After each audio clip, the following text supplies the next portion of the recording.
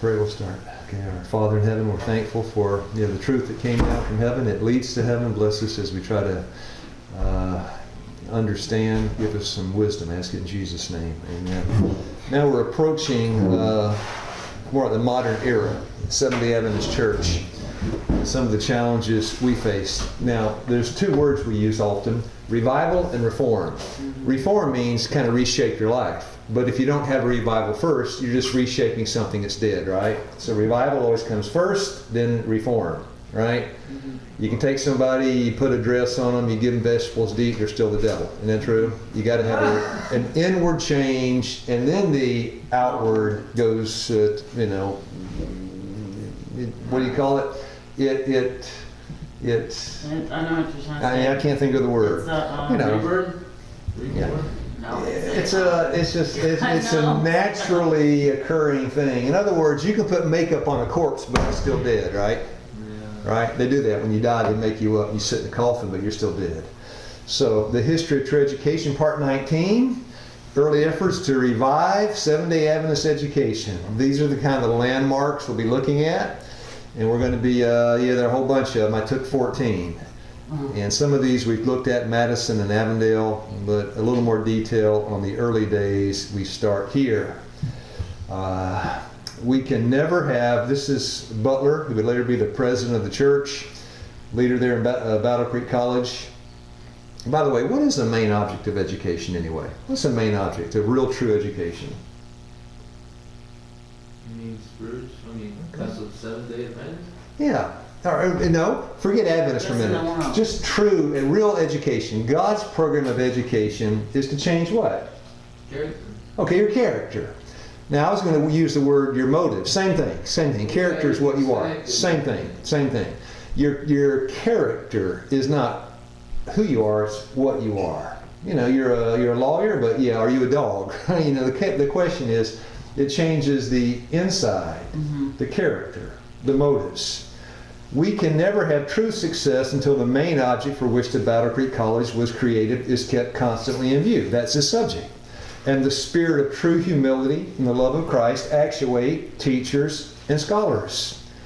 The spirit of pride and display and vanity and worldly success has been too prominent. This is the head of the Battle Creek Adventist College talking about the Seventh-day Adventists in Battle Creek.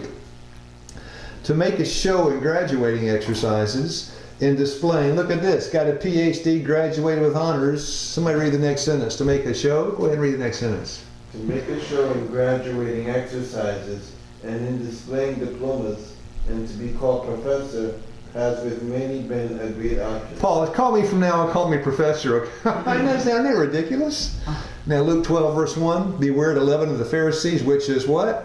Hypocrisy. That was, I got that from you yesterday, right?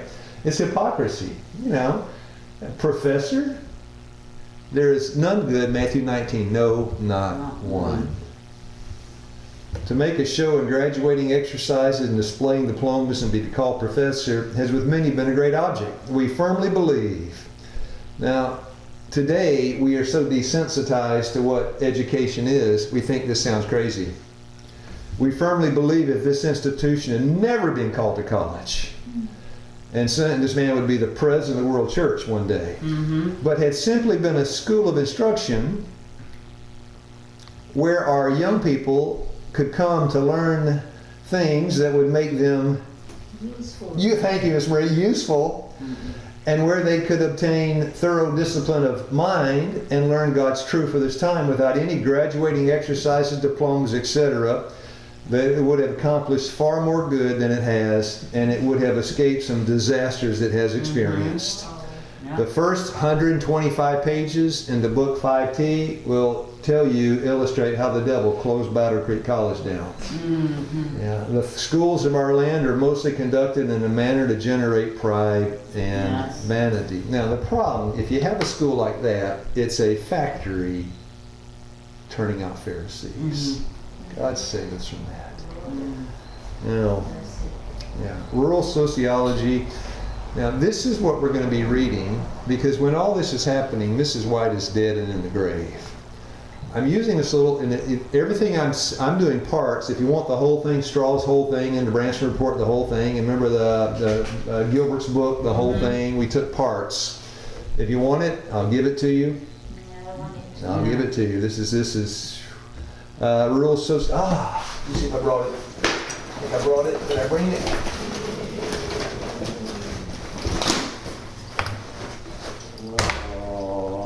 Yes. I'm not going to give you this. This is the only copy I know of. Yes. Oh, no, that's all right. I'm a loudmouth. It probably reached. The first general conference to seriously consider the question of reform in education was the one held at Emmanuel Missionary College in 1910. To reform, somebody thought something needed changed. Here, careful study was given to what had been written. Remember, this is Straw writing in his book. Here, careful study was given to what had been written on the subject of education by the spirit of prophecy. Professor Sutherland read a paper on what had been written and how they were trying to put it into practice in his school at Madison, Tennessee. Others followed in a similar strain, emphasizing the need of reform. One man at this convention had considerable influence because he had recently come from Australia. What's the name of the school in Australia? Avondale. Where he had been head of the school that Sister White helped start and reported it was according to the plan that God had indicated. This man was, what's his name?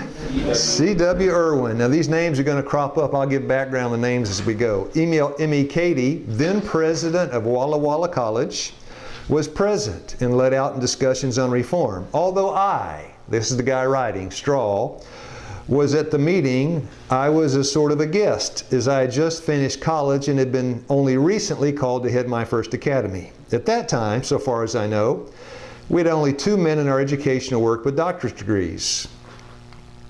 But they wielded only a small amount of influence at this meeting, because at that time, these high-sounding titles and even degrees themselves were not so highly lauded, appreciated, looked up to, as at a later time. In fact, at that time, many were afraid of these men. Why? Tell me why they were afraid of those guys. For fear that the training that they had received in those worldly schools had influenced them in the wrong direction. Shouldn't it scare you?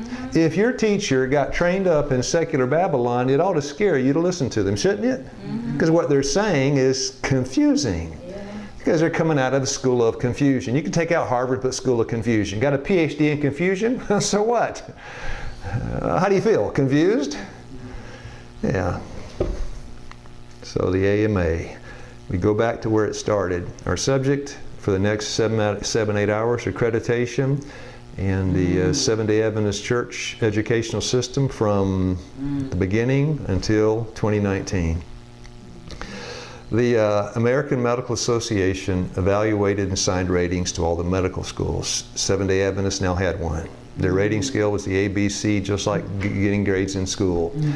And the Loma Linda, when it started out called the College of Medical Evangelists, CME, later changed to Loma Linda University. They were rated by the AMA with a C rating. Moves leading up to the Colorado Convention, which was a major. Mrs. White in 1923 had been dead 8 years. This convention was called to look at the educational policies in the church. At that time, Professor Howell took over the work of the educational department of the General Conference. The Loma Linda College of Medicine was just coming on the stage of action. What kind of grade? C rating. Now pause a minute. If you were taking over the college at Loma Linda and you see that C, what are you thinking? Not the best. And we want what? The best. Let's turn that C into an A+, right? And that's what McGann did. Which is what I would do, right? What you would do. That's what Alan would do, right? That's what we do. We don't want a C. Come on, man, it's mediocre. Right. Yeah. See by the rating of the AMA. Or the AMA. The responsible men were anxious for the school and for a better rating. Of course, just before this, 2 men who had led out in the work at Madison and establishing the self-supporting school had finished their training in medicine. These 2 men were Sutherland and McGann. Sister White, before she died, was very anxious for the medical school and urged that either Sutherland or McGann should head it. And they chose Percy McGann. McGann was chosen. He began to give study to placing the school upon a better scholastic basis and to get a better rating. Certainly, that's what I would do. Finally, the college joined the... Now, I'll tell you why. If you want a better rating from the AMA, you got to what? Be part of us. Joining union with them. Yeah, you got to join us. Finally, the college joined the AMA with the understanding they would not be molested in their program of training doctors for their work. Later, the AMA began to insist that this is the seed of accreditation sprouting in the Seventh-day Adventist Church. It's good to understand how it came about. It should give you a little more sympathy and compassion. The AMA began to insist that their members accept only well-trained pre-medics for their school. Wait a minute. Your pre-med students coming in should be coming from well-trained individuals, coming out of what kind of school? Schools recognized by the AMA. But our colleges did not belong to the educational associations. That was a problem. The pressure from the AMA, but the pre-med coming into Loma Linda didn't go to schools that were accredited. Then only 14 grades or junior college work. You want to be a doctor back in 2 years. 12 years of high school, 2 years junior college, we say, you could go into Loma Linda, was required for pre-medical training. The question was raised as to what should be done. Now pause a second, wait a minute. What are we going to do? We're going to send our students out to the world to go to Babylon to get pre-medical training to come to Loma Linda? Of course not. So what are we going to do? We're going to credit them ourselves. Yeah, going to credit our schools. Some of our colleges had their junior college work accredited by the associations, others did not. So the plan was pre-med students would go to those. And they got the highest rating, go to Loma Linda, raise that C up. The discussion went on until the General Conference felt something should be done about the matter. In 1921, Professor Irwin from PUC joined the Education Department with Professor Howell. Finally, in 23, an educational council was called to meet in Colorado Springs to consider the problem. I, Straw was writing, attended but was not aware of the situation. I asked one of the General Conference secretaries what was accomplished at the convention. He replied, Brother Straw, I fear you do not understand what was at stake at that time. Now, read carefully. Why, some of our colleges were sending their teachers to worldly colleges to get higher training. Why? So they had AMA. And the spirit of the world was coming to our schools. Now, all right. In order to have a accreditation, you got to have a teaching staff that has certain requirements in the degrees they have. The Seventh-day Adventists didn't give PhDs. Yeah, they were lacking at that time. They sent their students to the world to get licensure so they could teach in the school and be recognized as accredited by the associations. Yeah. Brother Straw, I fear you do not understand what was at stake at this time. Why, some of our colleges were sending their teachers to worldly colleges to get higher training, and the spirit of the world was coming into our schools. We felt something must be done to stop that trend. So this is there's some thought of revival and reform. Yeah, this is remember, this is the 1920s. Now, I know you're not old enough to remember the 20s, neither am I, but the big thing in the 20s was the 18th Amendment. In compliance with the amendment, with the 18th Amendment, no intoxicating liquor allowed on the premises. So the 1920s were the years of Prohibition. December 5, 1933, the 21st Amendment kind of overturned the 18th Amendment. As announced in the proclamation from Franklin D. Roosevelt, the 21st Amendment repealed the 18th Amendment of January 16, 1919. It was a dry 1920s in the United States, at least with legal booze, ending the increasingly unpopular nationwide prohibition of alcohol. Now you tell me, which is more deadly, the wine of Babylon or Budweiser? Which is more deadly? Which is more deadly? Budweiser or wine of Babylon? Wine of Babylon. Was it still legal to serve the wine of Babylon in the schools of the world? Oh yeah, it never was prohibited. Not even till this day. Now, should somebody read John 2, verse 9? This is the first miracle Christ did. It's in John 2. It's at the wedding feast. Who read verse 9? When the ruler of the feast had tasted the water that was made wine, and knew not whence it was. Pause. This is wine? Is this Babylonian wine? Who made this wine? Jesus. Where'd that wine come from? Amen. I guess, go ahead. But the servants which drew the water knew. They knew. The governor of the feast called the bridegroom, Keep going. and said unto him, Every man at the beginning doth set forth good wine, and when men have well drunk, then that which is worse, but thou hast kept the good wine until now. And usually, they serve what's the best first, right? You drink up what's best. Here comes grade B. Yeah, all right, grade B. As men set forth the best wine first, then afterward that which is worse, so does the world with its gifts. I have been looking for many a month. I say it, I know it's true. The world holds out the promise, but it never delivers. Last night I found it. I found God saying the world holds out the promise, but it never delivers. Wow. I knew it was true. I'm going to the ball game. We're going to deck out in our clothes, going to the college ball game, have a tailgate party, get drunk, go to the ball game. It's going to be sweet. And I wake up Sunday morning hungover, and it held out a promise, but it what? Never quite delivered. There it is. As men set forth the best wine first, then afterward that which is worse, so does the world with its gifts. That which it offers, boom, boom, boom, boom, may please what? The eye and fascinate the senses. That's it. But it proves to be, it holds out the promise. The wine turns to bitterness. The promise that never delivers. The gaiety to gloom. That which was begun with songs of mirth. Oh, we're having a good time. Let the good times roll. Ends in what? Weariness and disgust. Now you wonder why I got a picture of me. I've never shown a picture of me yet. I've got one this morning with my wife to illustrate this holds true not just in education but in marriage. Because Isaiah 1:17, you learn to do well in the home before you ever learn to do well in the church. But the gifts of Jesus are ever fresh and new. There might not be a promise in the beginning. 24:16 of Matthew, if anyone will come after him, let him deny himself, pick up the cross. That doesn't sound like a promise, but it always delivers. The feast that he provides for the soul never fails to deliver, to give satisfaction and joy. Now, Proverbs 18:22, that findeth a wife findeth a good thing. 19:14 of Proverbs, a prudent wife is from the Lord. So far, so good?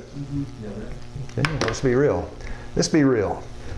Home is a place you can be yourself, right? You let your hair down, you can be yourself. If I want to spit a watermelon seed in my pocket, I can. Darlene doesn't care, right? It's just, you can be yourself. Don't you want that? But if you got to put on a front, an air, a face with your husband or wife, isn't that uncomfortable? Where do you learn to be able to be yourself? True education. 2 Corinthians 6:14. Now you say, wait a minute. You're going to apply this to education? Yes. But this is talking about husband and wife. It's also talking about everything else, education.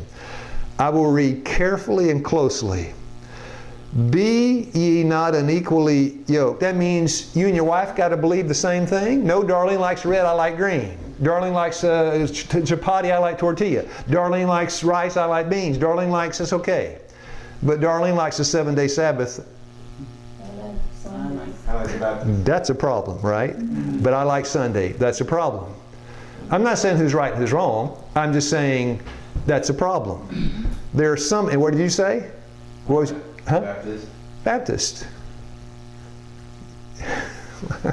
That's a more tougher one. Yeah, but there are some things a husband and wife should agree on. I'll give you an example.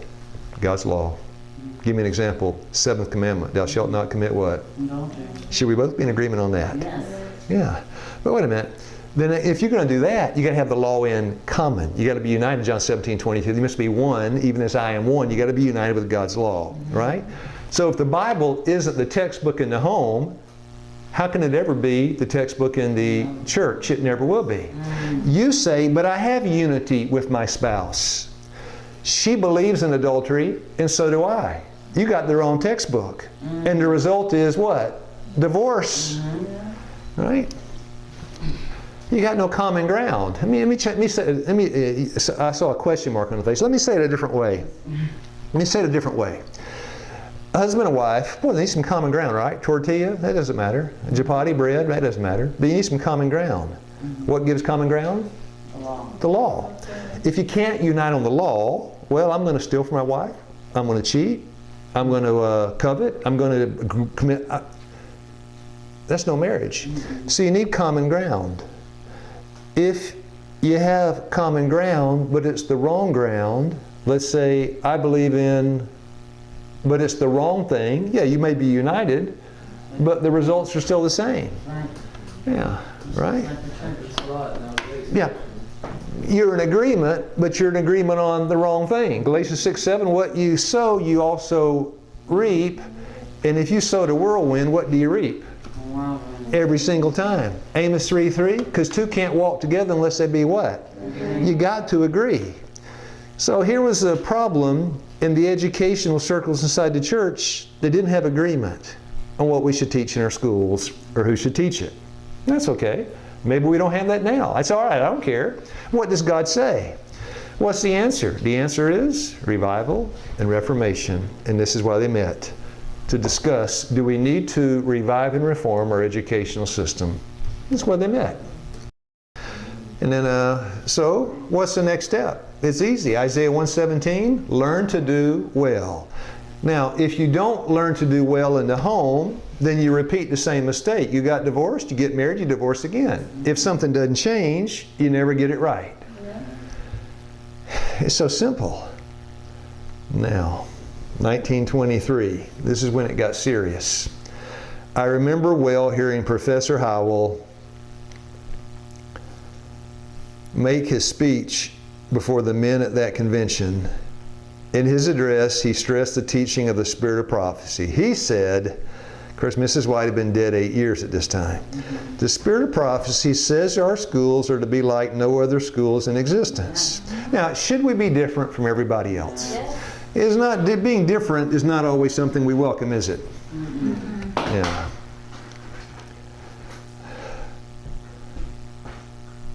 The law. If you have worldly education, you produce worldly Seventh-day Adventists. In his address, he stressed the teaching of the spirit of prophecy. He said the spirit of prophecy says our schools are to be like no other schools in existence. And the schools we shall establish in the closing years of the message are to be an entirely different order from those schools we have now. This is in 23. There is too much clinging to old customs, and because of this, we are far behind where we should be in the development of the third angel's message. God has been waiting long and pleading long for us to believe in His way of education and practice it. Now, what percentage? 100. Does that sound narrow to you? God says it's all or nothing. I want 100% of it. Deuteronomy 6, 4, and 5. Love the Lord your God with how much? Heart, all your soul, and all your mind. Anyway, He wants all of it. Now, this is what God wants. God's higher than the highest, Ecclesiastes 5:8. I'm kind of lower than the lowest sometimes. I'm trying to get up there, but the Lord's merciful and patient with me. The Lord wants 100%. I say, God, you ask for too much. He says to me, you want 100% in your wife, don't you? You want 100% for me, don't you? Because the Lord has a wife. Ephesians 5:25, husbands, love your wives as Christ loved the church. Jeremiah 6:2, He has a wife. And God says, and so do you, don't you? Yeah, 100% from, but that's too much. What about your wife? And I say, what? Give me how much, darling, of your heart? 100%. But she said, can I go one day a year and go down and have adultery? And I say, what? No. One day every 10 years. Come on, Devin. No. What about once in a lifetime? No. Once in a lifetime is once too many. And the Lord said, you expect less from me? Or I should expect less from you than you expect from your wife? That's heathen thinking, right? That's not higher education. That's Babylonian. So the guy just stood up and said, we need to work at 100%. That's what he said. Because then you'll be 100% different. But I tell you what, 90%, and you still like they are.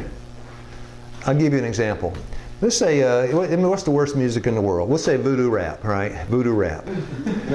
No, I'm serious. Is that the worst? I don't know. You gotta go to Haiti out there in that voodoo service. You're going back there and fight that. You're going to bring the light, right? So, voodoo rap. If I read the Bible 6 hours a day and listen to voodoo rap 5 minutes a day, am I going to be a holy roller? No. Oh, no way. You don't offset this with a little bit of that, right? And if you have a lot of the bad, a little bad and a lot of good, does one cockroach spoil the whole bowl of soup? Yeah. Yes. Yeah, so all he's saying is, 100%, it's still poison, right? One drop of rat poison in your cup of orange juice still kills you. And that's all he's saying, 100%. Okay. Too long have we been, of course, he's a scholarly guy, right? Dwaddling with the evanescent theories of man about education. Too long, I'll tell you another way to say that, come out of Babylon, come on. Too long we have been dealing with the artificial standards set up by men who do not discern the voices of God. Now what we're going to do this morning is something different. This man's about to make an appeal and bring people to a decision. I'm going to make the same appeal to you and bring you the same decision. Now if you don't want to answer, you can keep your mouth shut, that's fine. But the 1923 we're going to replay here in, September 2019. And we'll see what you have to say. Too long we've been dealing with the artificial standards set up by men who do not discern the voice of God, referring to accreditation standards. Much less his matchless plan for building a character and making missionaries, as my brother Alan said, just a character, right? Not only is all the world waiting for us, but heaven is waiting for us. 1 Corinthians 4 verse 9, we're made a spectacle to the world, to the angels, and to men.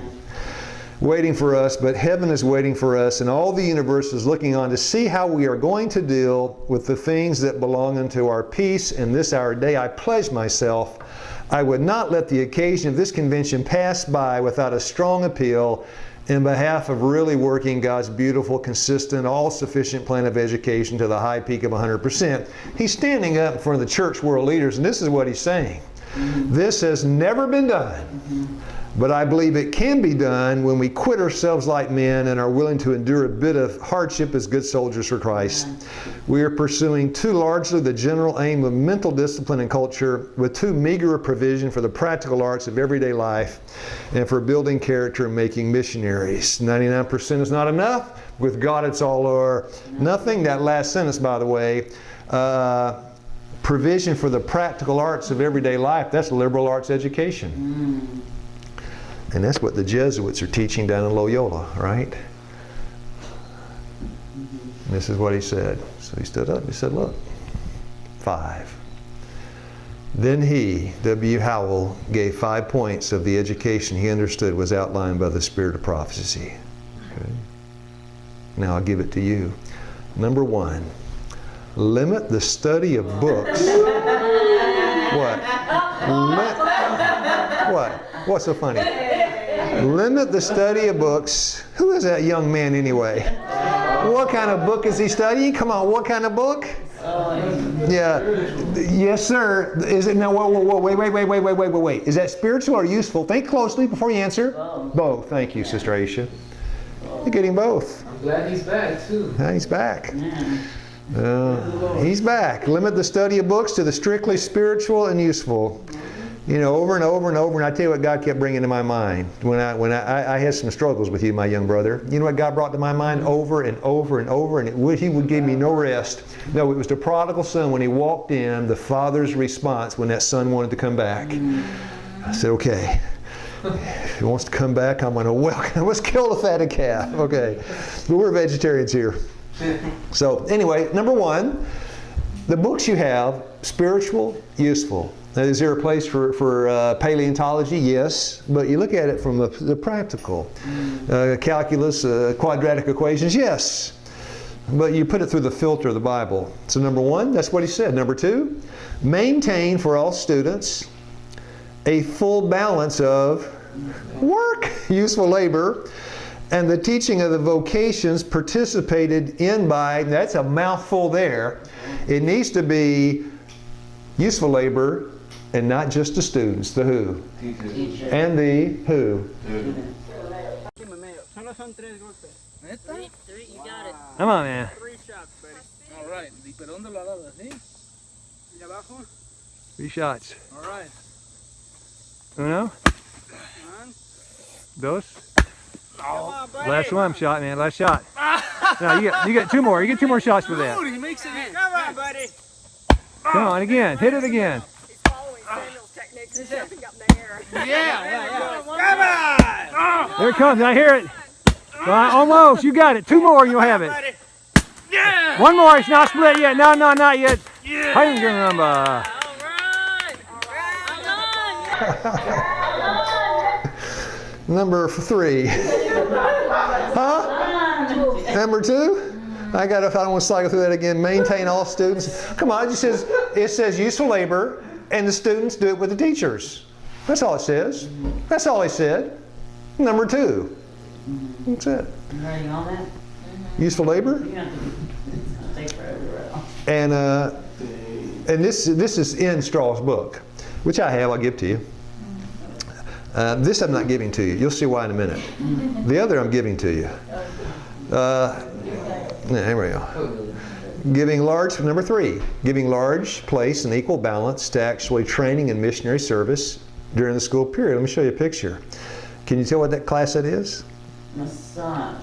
That was learning to do, right? Yes. So this Sunday, that's massage class in Cambodia. So we're learning. Sunday we're doing. Yeah, that's all. We need to be doing more.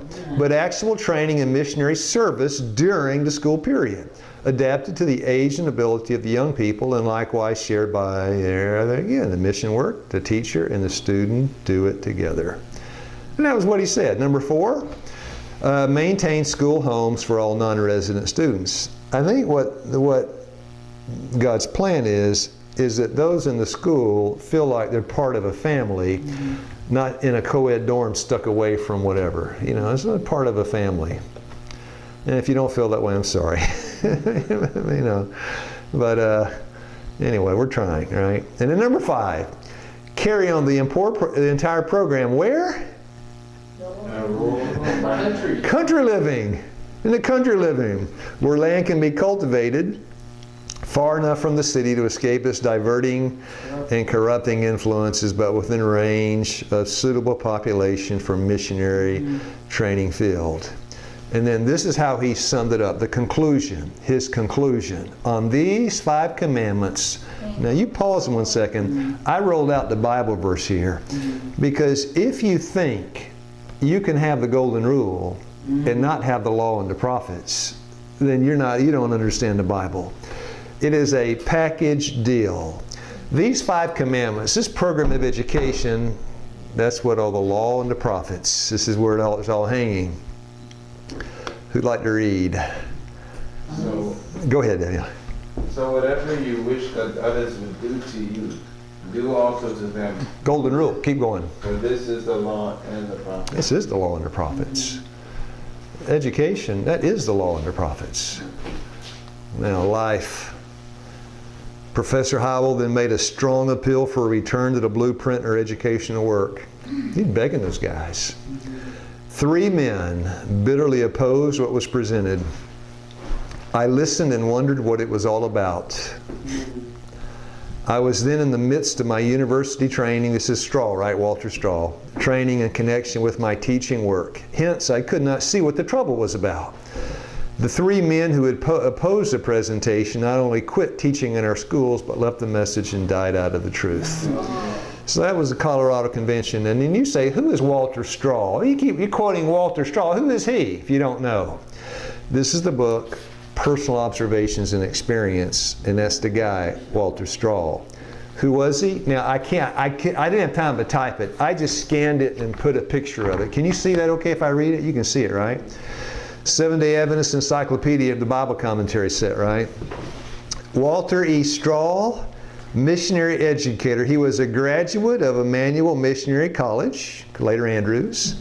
He held a master's degree from, is that Seventh-day Adventist? Colorado, no. No.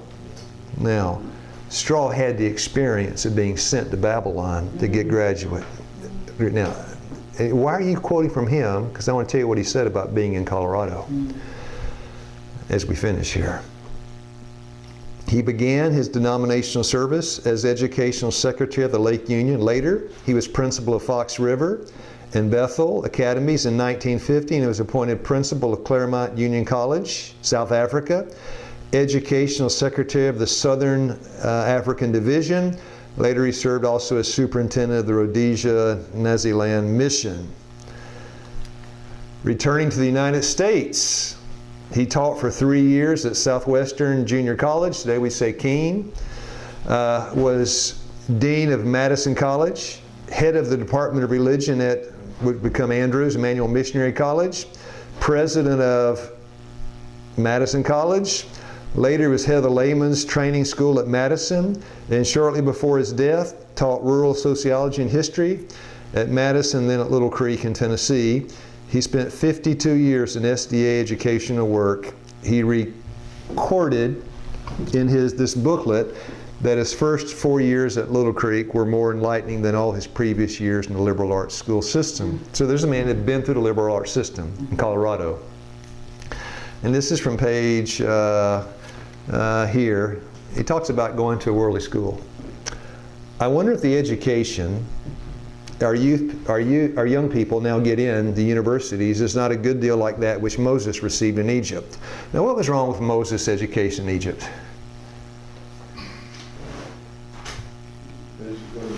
Huh? He was trying Without God. to become like a Pharaoh. Okay. Did he need some revival and reformation? 40 years. 40 years of it. That's a long time to rid your mind of those concepts in Egypt. And God couldn't use Moses until he got him straightened out. God could not use it then in his work of delivering Israel, nor in preparing John the Baptist for his work. Again, this is straw, this is not inspired. Can he use it now in finishing his work on the earth, where the greatest trials are to come when the devil makes his last stand? From my own experience in these godless and skeptical schools, I feel sure he cannot. There, everything but trusting God is taught. There, the whole idea of self-sufficiency for our problems is stressed. The capacity of the human mind to solve its problems is considered sufficient. I do not see how anyone can sit under that instruction for 3 or 4 years and not be influenced by it. Then he tells how he's influenced by it. The facts are that many are seriously influenced by it and do not know it. I know whereof I speak, for I have been there. I give you an example of the effect of university training upon myself. My years in Colorado, what it did to me. When I was head of the Bible department at Emmanuel Missionary College, I was appointed chairman of the Bible section of the Educational Convention by the men of the General Conference. I thought I was a good, loyal, consecrated Seventh-day Adventist, and the position given me indicated the men at headquarters thought so too. At that convention, I made a speech on the subject of the use of the testimonies in our teaching. In it, I unconsciously gave a sample of modern ideas and stressed the ability of the human mind to decide what to accept and what not to accept. What I said greatly disturbed some of my fellow teachers. They thought I was entirely out of line. I could not understand this. I thought they were narrow and fanatical. What did he say? My discernment as a man can show me the difference between right and wrong. You have lost your mind. There is a way that seemeth right to a man, Proverbs 14:12, but the end thereof is the way of death. If you govern your own mind, you go right into the grave. And this is what Straw was teaching at an educational convention, and it disturbed his fellow believers. And also it kind of woke him up too. That is the wine of Babylon. Not so much in a drunken brawl, but in a nicely phrased sentence that would undermine your need for the Bible as a guide in this life and the next. I'll pray.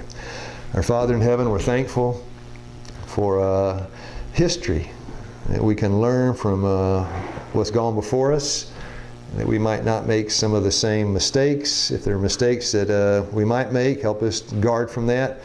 Have mercy and help us, ask it in Jesus' name. Amen. Anyway.